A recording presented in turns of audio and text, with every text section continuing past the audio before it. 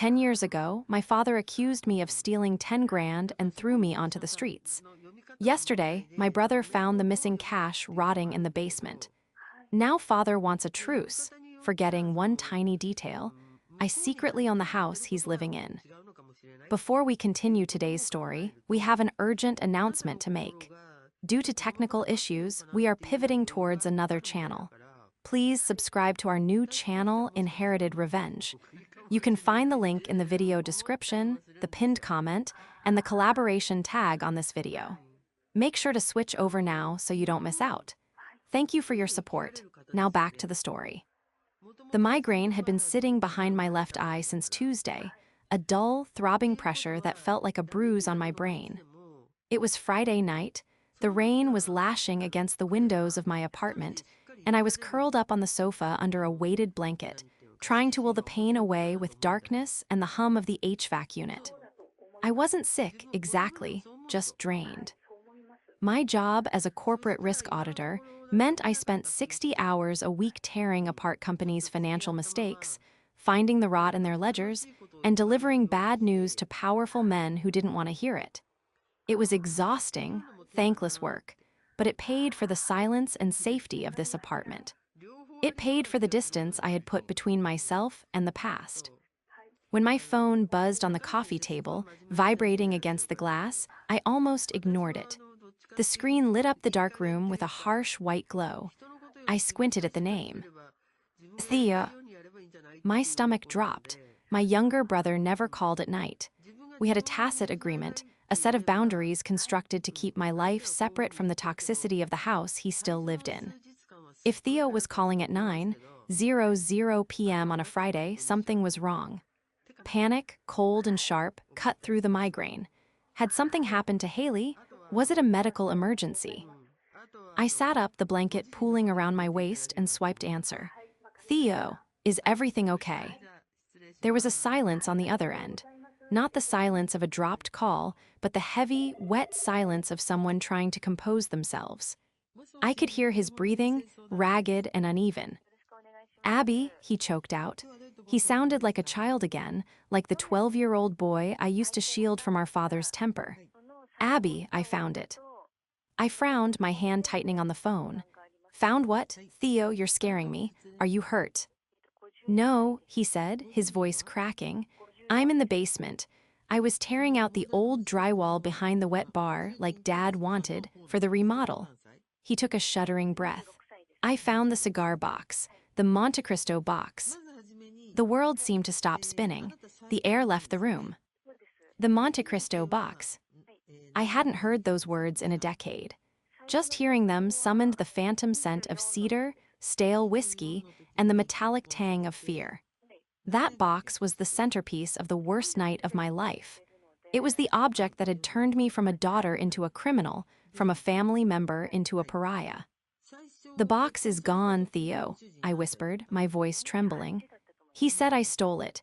He said I took the cash and threw the box in the river. That's why he kicked me out. No, Theo said, and I could hear the tears in his voice now. It wasn't gone. It fell. It must have fallen years ago. There was a gap between the safe and the back of the false wall. It slid down into the framing. I pulled the drywall, and it was just sitting there, on the footer. I closed my eyes. Is the money inside? It's all here, Theo sobbed. The bands are still on the stacks.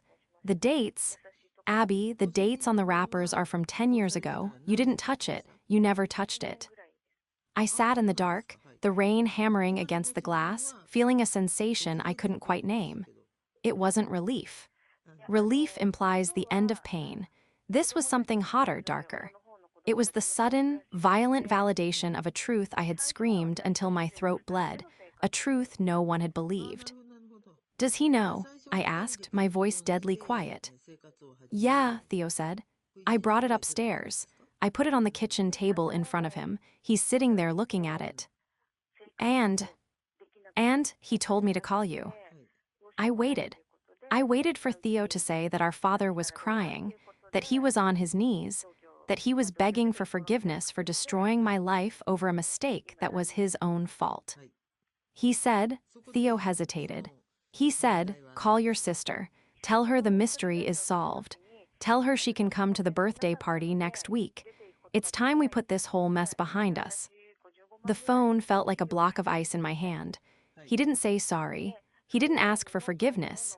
He called it a mystery. He called 10 years of estrangement, homelessness, and trauma a mess to be put behind us. The betrayal I felt in that moment was sharper than the night he kicked me out. That night, at least E had believed he was righteous. This time, he knew he was wrong, and he simply didn't care. The betrayal was worse than the diagnosis itself. It was a confirmation that to him, I had never been a daughter. I was just an inconvenience he had finally decided to tolerate again.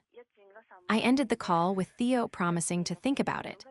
I placed the phone face down on the table and walked to the window, pressing my forehead against the cold glass. The city lights of Chicago blurred through the rain, a smear of gold and red. 10 years. I looked at my reflection in the darkened window. I wasn't the terrified 19-year-old girl sobbing on the front lawn in her pajamas anymore.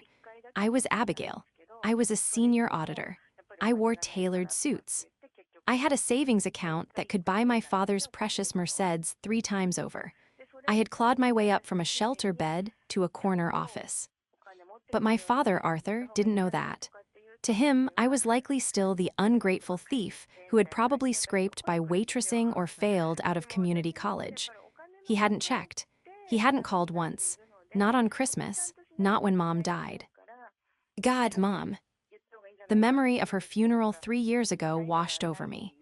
I had stood at the back of the cemetery, hidden behind a large oak tree, wearing oversized sunglasses so Arthur wouldn't spot me and cause a scene. I had watched him play the grieving widower, accepting condolences, looking frail and sympathetic. He had looked right through the spot where I was standing, oblivious. He thought he was the king of his little kingdom. He thought he held all the cards because he controlled the family home, the manor, as he pretentiously called the 4-bedroom colonial in the suburbs. I walked to my desk and unlocked the bottom drawer. It was ironic, really. He had accused me of stealing from a safe, and now my entire life was built around securing things, investigating things, knowing where the bodies were buried. I pulled out a thick file folder marked Personal Estate. I opened it and stared at the document on top. It was a deed of trust. My mother, bless her quiet, terrified heart, had never stood up to Arthur while she was alive. She was too afraid of his shouting, his cold silences, his financial bullying. But she had been smarter than he gave her credit for. When her parents passed away and left her the house, her parents' house, not Arthur's, she had quietly set up a trust. She had transferred the title of the property into it to protect it from Arthur's business ventures, which usually involved high-risk schemes that bordered on gambling. When she died, the terms of the trust executed. Arthur had the right to live in the house for his lifetime. He had the life estate. But the ownership, the fee simple title, that didn't go to him. It went to me. I ran my finger over the legal description of the property. Lot 4, Block 2, Maplewood Estates. Arthur thought he owned that house. He acted like he owned it. He was currently renovating the basement of my house. And, according to the rumors Theo had let slip over the years, Arthur was planning to sell it. He wanted to downsize, cash out the $500,000 of equity, and retire to a condo in Florida with his new girlfriend, a woman half his age he'd met at the club. He thought he could just sell it. He thought he could call me up, offer a non-apology for ruining my youth, and then cash out the legacy my mother left for me. I looked at the date on the deed. But they had forgotten one crucial thing. I whispered to the empty room. My signature. He couldn't sell. He couldn't refinance. He couldn't even legally tear down that wall in the basement without my permission as the trustee. He was a tenant living in my property, acting like a feudal lord. My phone buzzed again. A text from Haley, my little sister. She was only 12 when I was kicked out and 22 now. She was the innocent one, the one who just wanted everyone to get along. Haley, Theo told me, please come, Abby, Dad is... Well, you know Dad, but he wants to fix it. He's making a big announcement at the party. Please. A big announcement. That would be the sale of the house. He was going to announce he was selling our childhood home to fund his golden years. I looked at the deed again. A cold, sharp plan began to form in my mind. It wasn't the hot rage of a teenager anymore. It was the calculated, icy precision of an auditor finding a discrepancy. He wanted me to come to the party. He wanted to move past the accusation. "Okay, Arthur," I said softly, "I'll come." To understand why I couldn't just accept the olive branch, you have to understand the night of the accusation. I wasn't a rebellious teenager. I was the surrogate mother. Our mom was already sick then, battling the early stages of the autoimmune disorder that would eventually kill her. I was 19, commuting to college in the city, but coming home every night to cook dinner, help Haley with her homework, and make sure Theo stayed out of trouble. I did the laundry. I managed the household budget because Mom was too tired and Arthur was too busy. I saved them thousands of dollars a year just by cutting coupons and managing the utilities. I was devoted. I loved them with a fierce, protective intensity. The $10,000 in the safe wasn't just cash. It was the emergency fund Arthur kept for his liquid needs. He liked to feel powerful, liked to flash a roll of bills at the country club. The night it went missing, he didn't ask questions. He didn't look for it. He had been drinking, scotch, neat, and he was in a mood to hurt someone. He found the empty spot in the safe, marched into my room, and dumped my backpack out onto the floor. When he didn't find the money, he decided I must have hidden it. "You're the only one with the combination," he had roared, his face purple with rage. "Mom has it, you have it," I had screamed back, crying. "I didn't touch it." "Get out," he had spat. "Get out of my house. You're a thief and a liar. I won't harbor a criminal under my roof." He gave me 10 minutes. I left with a duffel bag of clothes and my textbooks. I slept in my car for 3 weeks. I showered at the university gym. I ate ramen noodles dry because I couldn't afford hot water. And now, let's talk about Arthur. Arthur was a man who believed perception was reality. He was a retired architect, though he hadn't designed anything significant in 20 years. He coasted on a reputation built in the 80s. He was handsome in a silver fox, patrician way, always in a pressed shirt, always smelling of expensive cologne, always smiling with his mouth, but never his eyes. He was a narcissist of the highest order. To Arthur, people were props. Mom was the prop wife. I was the prop daughter until I malfunctioned. Theo and Haley were the heirs to his imaginary empire. The next morning, Saturday, I drove out to the suburbs. I needed to see the battlefield before the war began. I parked down the street, watching the house. It looked the same, yet different. The hedges were manicured to within an inch of their lives. There was a new Lexus in the driveway, Arthur's.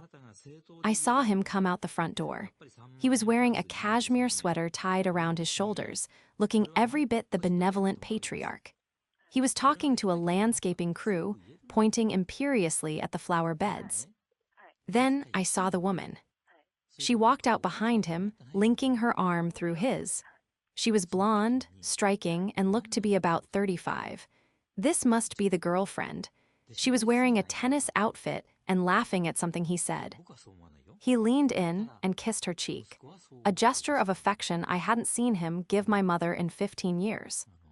Then he did something that made my blood run cold. He gestured to the house, my house, with a sweeping motion of his arm, as if presenting it to her. She clapped her hands in delight, looking up at the facade as if measuring it for curtains. He was promising it to her. He was likely using the proceeds of the sale to fund their life together. My phone buzzed. It was a text from Theo. "He's asking if you're coming. He says he needs a head count for the caterer. He says tell her to dress appropriately. There will be important people there." Important people, his old firm partners, the club members, the people whose validation he craved like oxygen. He wasn't inviting me to reconcile. He was inviting me because a missing daughter looks bad for the family image. He wanted the perfect tableau, the benevolent father forgiving the wayward child. He wanted to show everyone that he was magnanimous. I typed back, "Tell him I'll be there, and tell him I'm bringing a gift." I watched Arthur laugh at something the landscaper said, completely unaware that the thief he had discarded was watching him, and that I held the match that would burn his entire false reality to the ground. Monday morning arrived with the sterile precision of a spreadsheet. I was sitting in my office in downtown Chicago, 23 floors up, watching the fog roll off the lake.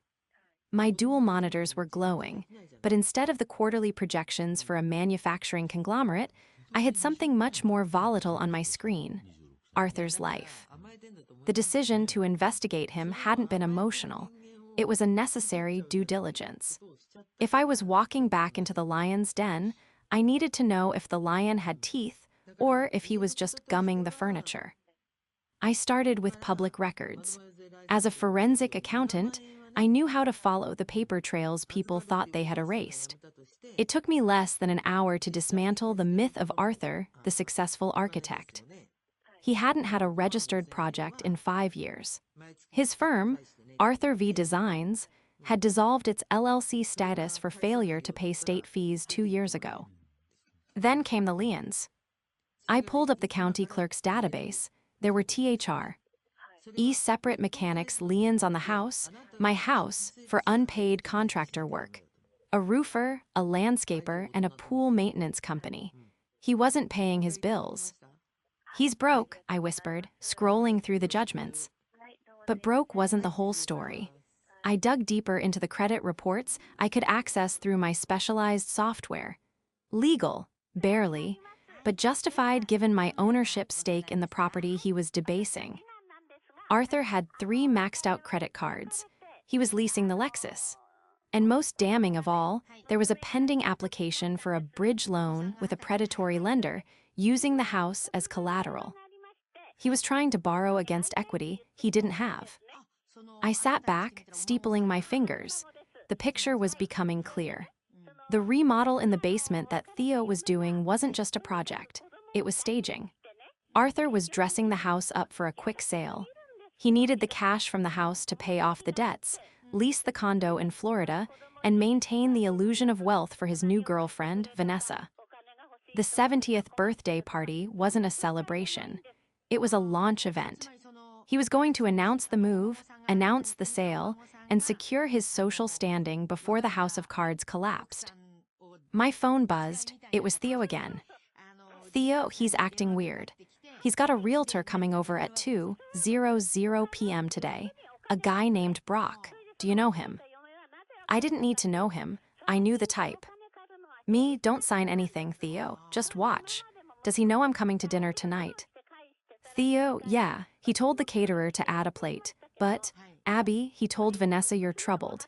He said you've had a hard time keeping a job." I laughed, a harsh, dry sound in the quiet office. Troubled, hard time keeping a job. The projection was almost impressive. I printed everything: the liens, the dissolved LLC notice, the credit inquiries. I put them in a crisp, black leather portfolio. Then I made a call to my attorney, a shark named Marcus who handled trust litigation. "Marcus," I said when he picked up, "the deed is still ironclad, right? The life estate provision." "Ironclad, Abigail," Marcus assured me. "He has the right to occupancy. He does not have the right to encumber the title or sell the fee simple interest. If he tries to list it, the title search will flag the trust immediately. He can't sell what he doesn't own." "He's trying to," I said. "He has a realtor coming today." "Then he's committing fraud," Marcus said flatly. "Do you want me to send a cease and desist?" "No," I said, watching the fog clear to reveal the jagged skyline. "Not yet. He needs to hang himself first. I want him to make the announcement. I want him to commit to the lie in front of everyone." "That's cold, Abby," Marcus said, though I could hear the admiration in his voice. "He kicked me out for $10,000 he lost," I replied. "I'm just balancing the ledger." I hung up and looked at the clock. It was time to go home. Home to the suburbs, home to the manor. I wasn't going there to fight. I was going there to gather intelligence. I needed to see Vanessa. I needed to see how deep her claws were in, and I needed to see if Arthur had any humanity left or if he was truly just a hollow shell of ego and debt. The driveway of the manor was filled with cars. The Lexus, Theo's beat-up truck, and a bright red convertible that screamed midlife crisis. Vanessa's, no doubt. I parked my modest sedan on the street. I didn't want to block anyone in. I wanted a quick exit if things went south. Walking up the front path felt like walking through a dream. The azaleas were overgrown. The paint on the porch railing was peeling slightly, details Arthur would never have tolerated 10 years ago. The facade was cracking, just like his finances. I rang the bell. It wasn't Arthur who opened it, it was Haley. My little sister had grown up. She was 22 now, taller, with streaks of blue in her dark hair and a cautious, hopeful smile. She threw her arms around me before I could even say hello. "Abby," she squealed, squeezing me tight, "you actually came." I hugged her back, smelling the familiar scent of the house, old wood, lemon polish, and something stale underneath. "I missed you, Hales." Come in," she ushered me into the foyer. "Dad's in the living room with Vanessa. Theo is hiding in the kitchen." I walked into the living room. It was exactly as I remembered, frozen in time, except for the woman sitting on my mother's favorite wingback chair. Vanessa was younger than I expected, maybe late 30s. She was scrolling on her phone, wearing enough jewelry to sink a small boat. Arthur stood by the fireplace, holding a crystal tumbler of scotch. He looked older. The silver hair was thinner, his skin ruddier. But the arrogance in his posture was untouched by time. "Well," Arthur said, turning to face me. He didn't smile. He didn't move to hug me. He just looked me up and down, assessing my suit, my shoes. "My bag, you look different, professional." "Hello, Arthur," I said, keeping my voice neutral. "Abigail," he nodded. "This is Vanessa, my fiancée." Fiancé, the word hung in the air like a threat. Vanessa looked up, her eyes scanning me with a bored curiosity. "Oh, the lost daughter. Arthur talks about you. He said you were finding yourself." "I found myself a long time ago," I said, extending a hand she didn't shake. "Nice to meet you." "Drink," Arthur gestured to the bar cart. "No, thank you." "So," Arthur said, taking a sip of his scotch. "Theo found the money. Incredible, really. 10 years it was sitting there, a complete misunderstanding." I felt a muscle in my jaw jump. "A misunderstanding? You accused me of a felony, Arthur. You threw me out at 11:00 p.m. in a thunderstorm." Arthur waved a hand dismissively, as if swatting away a fly. "We were both emotional. You were a difficult teenager. I was stressed. Water under the bridge. The important thing is the money is back. The family is whole." He walked over to the mantel and picked up a large, ornate envelope. "And just in time," he said, his chest puffing out. "We have big news. Vanessa and I are moving to Sarasota next month. We've found a beautiful condo on the water. We're listing the house on Monday." There it was, the lie. "Listing the house?" I asked, feigning confusion. "But where will Theo and Haley go?" "They're adults," Arthur said coldly. "It's time they stood on their own 2 feet. Like you did, it was good for you, wasn't it? Made you tough." I looked at Haley, who was standing in the doorway, looking pale. She didn't know. "Arthur," I said, stepping closer, "you can't list the house." His eyes narrowed. "Excuse me, it's my house. I paid the mortgage for 30 years. "Mom paid the mortgage," I corrected him softly, "with her inheritance, and the title." "The title is in my name," he snapped, his voice rising. The old anger was there, simmering just beneath the surface. "Don't you start with me, Abigail. You just got back. Don't ruin this." "I'm not trying to ruin anything," I said, reaching for my bag. "I'm trying to save you from a lawsuit. You know about the trust." He froze. For a split second, I saw genuine fear in his eyes. Then, he masked it with a sneer.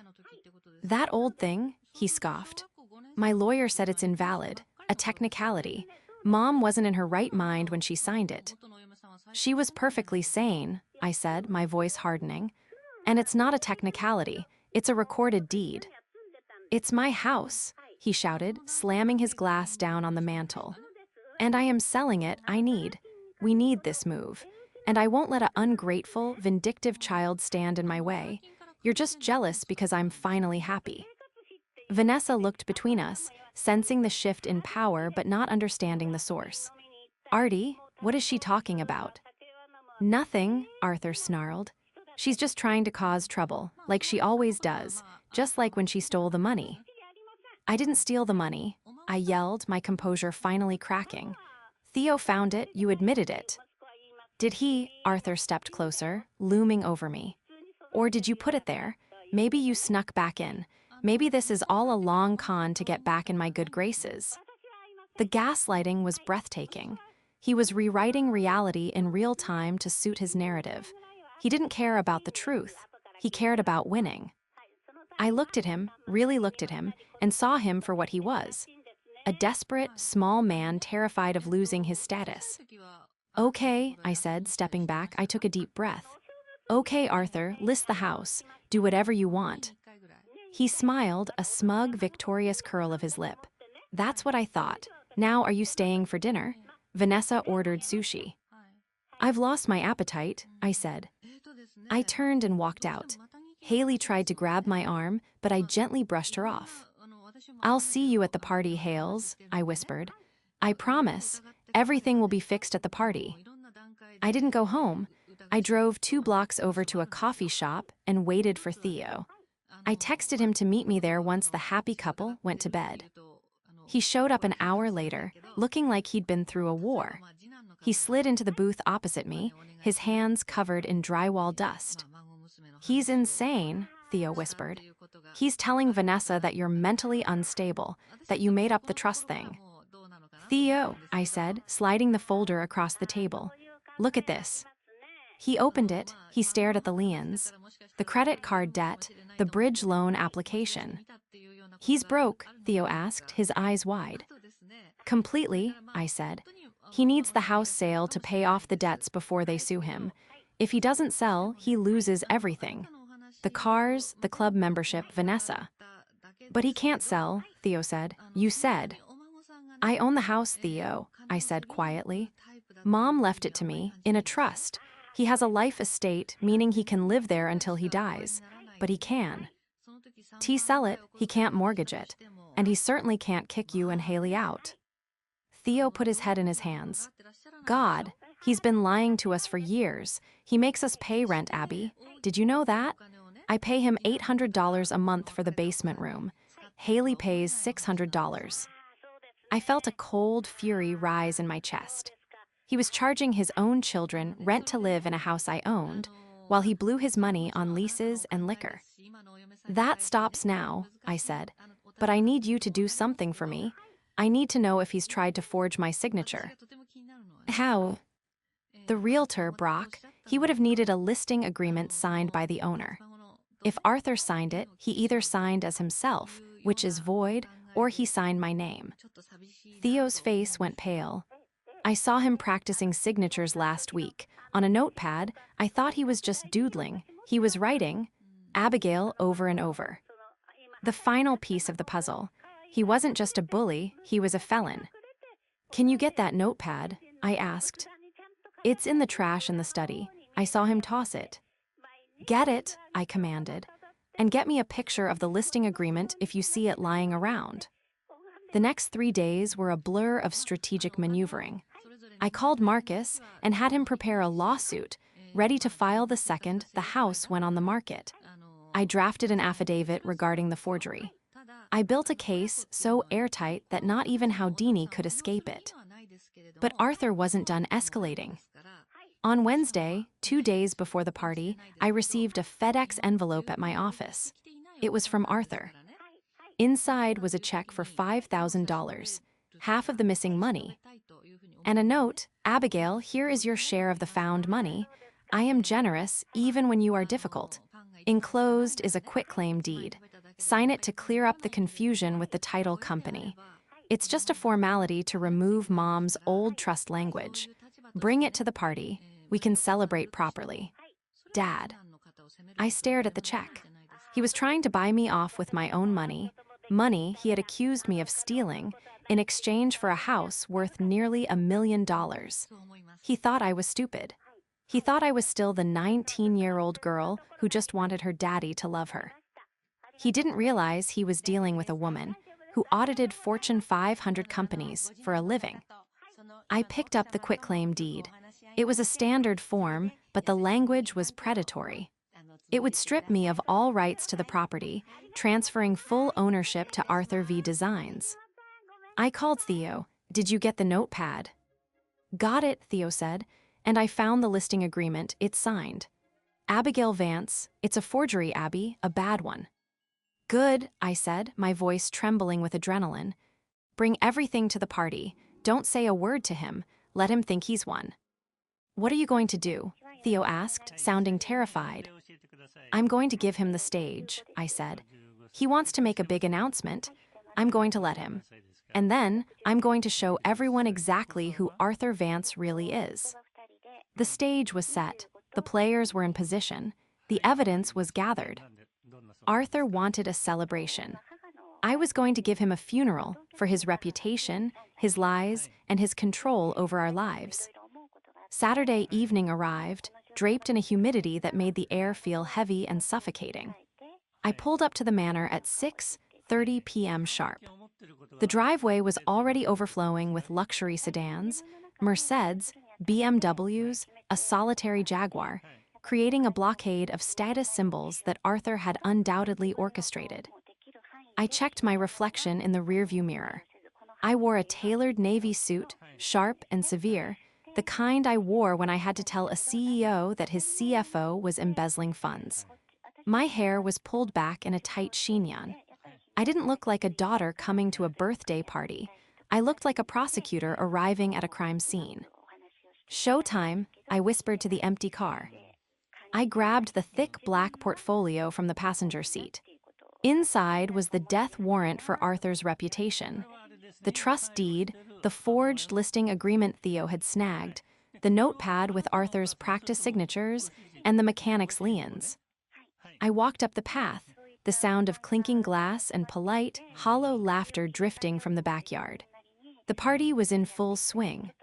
Arthur had gone all out, string lights draped across the patio, a jazz trio playing in the corner, white linen tablecloths fluttering in the breeze. I spotted Theo and Haley near the punch bowl. They looked like hostages. Theo's eyes widened when he saw me, his gaze dropping immediately to the portfolio in my hand. He gave a microscopic nod. Arthur was in the center of the patio, holding court. He was wearing a cream-colored linen suit that probably cost more than my first car. Vanessa was clinging to his arm, looking radiant and victorious, already acting the part of the lady of the manor. "Abigail," Arthur's voice boomed across the patio. He raised his glass, forcing a smile that didn't reach his cold. Calculating eyes. "Everyone look, the prodigal daughter returns." The conversation died down. 30 pairs of eyes turned to me. These were Arthur's people, country club members, old business partners, people who judged worth by zip codes and watch brands. "Happy birthday, Arthur," I said, my voice projecting clearly over the jazz music. I didn't call him Dad. "Come, come," Arthur beckoned, clearly drunk on attention and expensive scotch. "Grab a drink. We were just about to make a toast." I walked into the center of the circle but didn't take a drink. I stood there, clutching the portfolio, a dark obelisk in the sea of pastels and linens. Arthur cleared his throat, tapping a spoon against his glass. The music stopped. "Thank you all for coming," Arthur began, sweeping his arm grandly. 70 years, it's a milestone, but tonight isn't just about looking back. It's about moving forward. As many of you know, this house, this beautiful estate, has been the Vance family home for 30 years. But Vanessa and I have decided it's time for a new chapter. He squeezed Vanessa's hand. She beamed. "We are officially listing the manor on Monday," Arthur announced, beaming. "And we'll be retiring to a beautiful waterfront property in Sarasota. To new beginnings." "Hear, hear," a few guests shouted, raising their glasses. "Actually," I said, The word cut through the applause like a guillotine. It wasn't loud, but it was absolute. Arthur froze, his smile twitched. "Excuse me." "Actually, Arthur," I said, taking a step forward, "you won't be listing the house on Monday." The silence that descended was absolute. You could hear the ice melting in the glasses. "Abigail," Arthur hissed, his face flushing a dangerous shade of red. "Not now, don't make a scene." "I'm not making a scene," I said calmly, opening the portfolio. "I'm clarifying the public record. You can't sell this house, Arthur, because you don't own it." Vanessa laughed nervously. "Of course he owns it, don't be silly." "No," I said, pulling out the deed of trust. I held it up, turning so the guests could see the stamped official seal. "My mother, Eleanor Vance, placed this property into an irrevocable trust before she died. The grantee is the trust, and the trustee is me."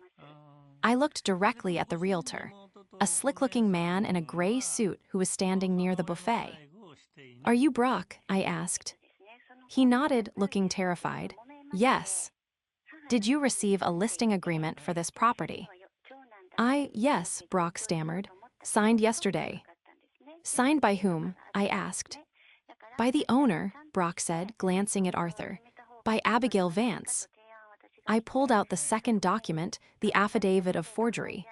"That's interesting," I said, my voice turning to steel, "because I didn't sign anything. In fact, I haven't spoken to this man about the property in 10 years. I turned back to Arthur. He looked like he was having a stroke. His mouth was opening and closing, but no sound was coming out. "You forged my signature, Arthur," I said, my voice ringing out in the silent garden. "Just like you forged the narrative about me stealing that money 10 years ago." "Shut up," Arthur screamed, losing all composure. He lunged forward, but Theo stepped in front of him, blocking his path. "She's talking, Dad," Theo said, his voice shaking but firm. "Let her talk." "You want to talk about money?" I continued, relentless. "Let's talk about the $10,000 you accused me of stealing. The money you kicked a 19-year-old girl out onto the street for." I pointed to Theo. "Theo found it yesterday, in the basement, where you hid it, drunk, behind a false wall." A gasp rippled through the crowd. "But that didn't stop you from trying to bribe me, did it?" I pulled out the check he had mailed me. $5,000. That's what he sent me, everyone. A bribe to sign a quitclaim deed so he could sell my house, pocket the $1 million in equity, and run away to Florida. I turned to Vanessa. She had let go of Arthur's arm and was backing away, looking at him with a mixture of horror and calculation. "He's broke, Vanessa," I said, dropping the bomb. "He has 3 mechanics' liens on the house. He's maxed out his credit cards. He hasn't had a paying client in 5 years. He was selling this house illegally just to pay off his debts and fund the fantasy he promised you." Vanessa turned to Arthur. "Is that true, Artie? You said you had a portfolio. You said the house was free and clear." "It is," Arthur sputtered, sweat pouring down his face. "She's lying. She's mentally unstable. I told you." "I have the credit report, Arthur," I said, holding up the final sheet. "Do you want me to read your FICO score to your friends?" Arthur looked around the patio. He looked at his friends, his colleagues, his peers. He was looking for an ally, someone to laugh it off, someone to tell him he was still the king. But all he saw was judgment. He saw tea. He disgust on their faces. He saw the realization that the man they thought they knew was a fraud, a thief, and a liar who would sacrifice his own children for a country club membership. He slumped, the air went out of him. He looked, for the first time in his life, small. "Get out," he whispered. "No," I said. "This is my house. You are the guest here. You have a life estate, Arthur. You can live here, but you are a tenant. And as the trustee, I am evicting you for waste, fraud, and attempted embezzlement of trust assets." I turned to the guests. "The party is over. Please leave." It was a rout. The guests scattered like cockroaches when the lights turn on. They muttered apologies, grabbed their purses, and fled. Vanessa didn't even say goodbye. She walked straight to her red convertible, got in, and peeled out of the driveway without a backward glance. Arthur stood alone in the center of the patio, surrounded by half-eaten shrimp and the ruins of his life. The silence that followed the exodus was heavy, but it wasn't oppressive. It was the clean, sharp silence of a storm that has finally broken. I sat at the kitchen table, my mother's table, with Theo and Haley. Arthur had retreated to his study and locked the door. We could hear him in there, pacing, occasionally muttering to himself, the sound of glass clinking against a bottle. "Did you mean it?" Haley asked quietly, tracing the pattern on the tablecloth. "Is he really evicted?" "I can't legally kick him out tonight," I explained, my adrenaline finally fading into a deep, bone-weary exhaustion. "The life estate is tricky, but the fraud, the forgery, that changes things. Marcus, my lawyer, says we can petition the court to remove his rights because he tried to sell the asset illegally. He breached his fiduciary duty to the remainderman, me." "He's going to go to jail?" Theo asked, looking sick. "Not if he agrees to my terms," I said. The next morning at 9:00 a.m., Marcus arrived. We sat in the living room. Arthur emerged from the study looking like a ghost. He was unshaven, wearing the same stained suit from the night before, his eyes bloodshot and hollow. He didn't look at me, he looked at the floor. "Here is the deal, Arthur," I said, sliding a document across the coffee table. He picked it up, his hands shaking. "Option A," I said. "I file police reports for forgery and fraud. I sue you for the 10 years of back rent you charged Theo and Haley illegally since you didn't own the house. I expose the debts publicly in court. You go to prison." Arthur flinched. "Option B," I continued. "You sign this. It's a voluntary relinquishment of your life estate. You agree to vacate the property in 30 days. In exchange, I will pay off the mechanics liens so you don't get sued by the contractors. I will give you a stipend, enough to rent a small apartment, not a condo in Sarasota, for 1 year. After that, you are on your own." He looked up then. "You're kicking me out of my home." "It's not your home," I said, my voice devoid of anger. "It never was. It was Mom's, and you treated it like an ATM. You treated us like employees."